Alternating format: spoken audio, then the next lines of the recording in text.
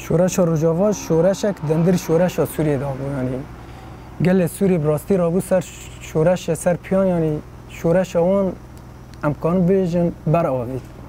شبر که ته پروژه اون تنبون ته فکر و فلسفه اون تنبون یعنی و جویجی او جیانه هندری هر کسی ده یعنی سروک آبو دمی که هندر زندان کرن هندر زندانی فکر و فلسفه ریبر آبو در وابو به فکر و فلسفه ریبر آبو هم هیچ گیشتن آستا روز بروز گاوین مزنتر تینا آفت بری کو ریبر آبو کو ما آزاد بکل وی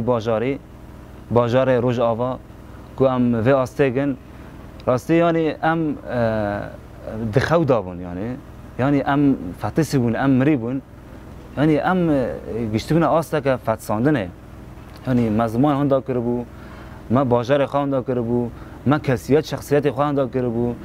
ام دانا ناس کنیم که ام کینه که ام چنه ام چه کسن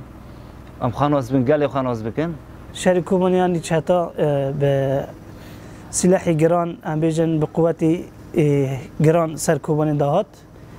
ام بیجن و دمه علی به دسته که با ام بیجن دولت ترک بود دولت دنه یعنی شرکی پر گران سر روجاوا دهات تایبت کوبانی ام بیجن کرمونه چنبره زاتن ام بیجن دگوتن کوبانی بچه بکوی نکوی او جی جسای ریبر آپو ام بیجن سفربری اعلان کرد یعنی ده هر چهار ملادا مثلا دستک هات ام بیجن جی فکر ریبر آپو دا ساوی ام بیجن کوبانی نیش بکوی شورش روجاوا گل هین جوان زانتر کرد فکرای وان دمی گل دنیره او سینورا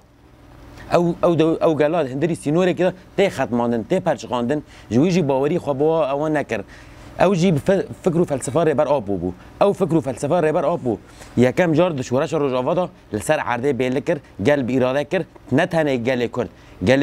گل عرب گل آشور گل سریان ولاته کی به ام بیجن سینور خواج جرات نه به سینور خوا اراده جواکی وی به جواکی خوا سینوری جرا بغازه به اراده خوا به هز خوا به آبوری خوا هر رنگ خوا کانه به وی اوش خوا را دینه کو کانه به بک پرسکره کا یکمین و یا چهار سری د تفایی روجلا دا نوین دا ام وقت گازی روجاوا گازی کوبانه ام بانگا هر چهار پارچه کردستان دکن تایبت کردمه اروپا رابن سر پیان یعنی گرس و دمه ده هر کس رابن سر پیان کس مال خوار رو ننه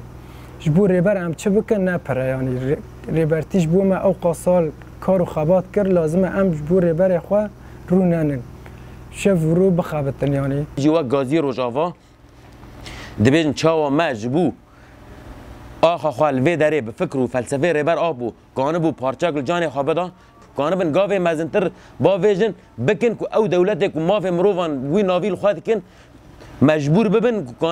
خبره که ریبر مبینن و خودی ریبر مدر کردن